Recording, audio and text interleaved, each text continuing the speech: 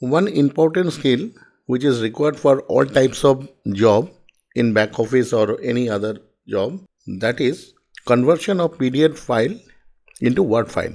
Today I'll be showing you how to convert a PDF file into a Word file. It's very simple and no technical knowledge is required. Just see. First go to Google, write I love PDF. This is an online software. Go to the software.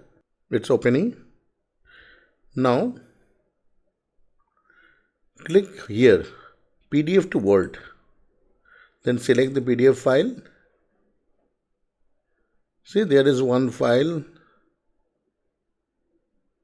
Silver Channel Partner Agreement. You can add more files by clicking this plus sign here.